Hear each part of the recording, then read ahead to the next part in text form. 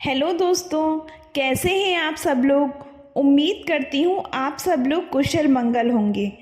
आज मैं आपके लिए गणेश जी की कथा लेकर आई हूँ।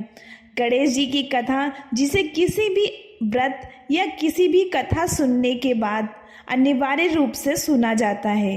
गणेश जी की पूजा के उपरांत विनायक जी की कथा सुनना अत्यंत ही शुभ माना जाता है। तो चलिए कथा शुरू करते हैं। एक बार गणेश जी महाराज एक सेठ जी के खेत में से जा रहे थे तो उन्होंने 12 दाने अनाज के तोड़ लिए। फिर गणेश जी के मन में पछतावा हुआ कि मैंने तो सेठ जी के यहाँ चोरी कर ली। तो गणेश जी सेठ जी के 12 साल की नौकरी करने लग गए। एक दिन सेठानी राख से हाथ धोने लगी तो गणेश जी ने सेठानी का हाथ पकड़कर मिट्टी से हाथ धुला दिया। सेठानी सेठ जी से बोली कि ऐसा क्या नौकर रखा है, नौकर होकर उसने मेरा हाथ पकड़ लिया। सेठ जी ने गणेश को बुलाकर पूछा, तुमने सेठानी का हाथ क्यों पकड़ा। तो गणेश जी ने बोला कि मैंने तो एक सीख की बात बताई है। राख से हाथ धोने से घर की लक्ष्मी नाराज होकर घर से चली जाती है और मिट्टी से हाथ धोने से आती है।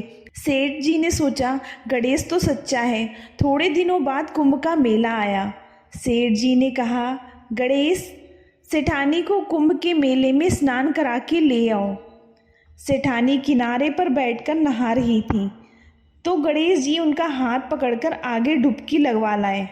घर आकर सेठानी ने सेठ से कहा कि गणेश ने तो मेरी इज्जत ही नहीं रखी और इतने सारे आदमियों के बीच में मुझे घसीटकर आगे पानी में ले गए।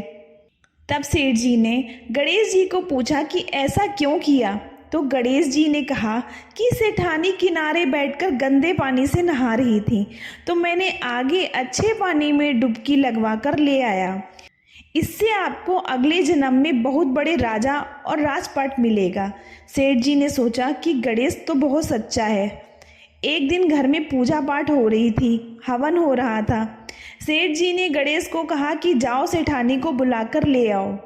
गणेश सेठानी को बुलाने गया तो सेठानी काली चुनरी ओढ़कर चलने लगी तो गणेश जी ने काली चुनरी फाड़ दी और कहा कि लाल चुनरी ओढ़ के चलो। सेठानी नाराज होकर सो गई। सेठ जी ने आकर पूछा क्या बात है।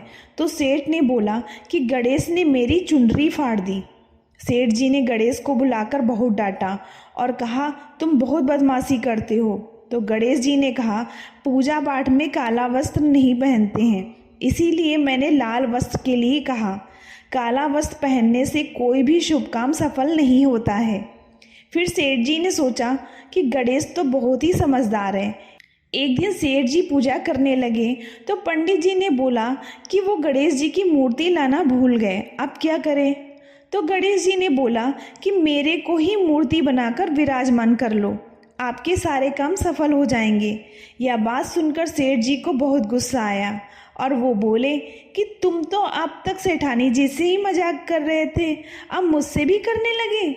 तो गणेश जी ने कहा जी नहीं, मैं मजाक नहीं कर रहा, मैं ये सच बोल रहा हूँ। इतने में ही गणेश ने गणेश जी का रूप धारण कर लिया और सेठ और सेठानी ने गणेश जी की पूजा की। पूजा खत्म होते ही गणेश जी अंतर्ध्यान हो गए। सेठ सेठानी को बहुत ही धोखा हुआ और उन्होंने कहा कि हमारे पास तो गणेश जी रहते थे और हमने उनसे इतना काम करवाया। तो गणेश जी ने सपने में आकर सेठ जी को कहा कि आपके खेत में से मैंने 12 अनाज के दाने तोड़ लिए थे, उसी का दोष उतारने के लिए मैंने आपके यहाँ काम किया था।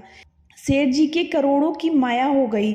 हे गणेश जी महाराज, जैसे सेठ जी को दिया वैसे सबको देना, कहते को सुनते को और सारे परिवार को दे देना।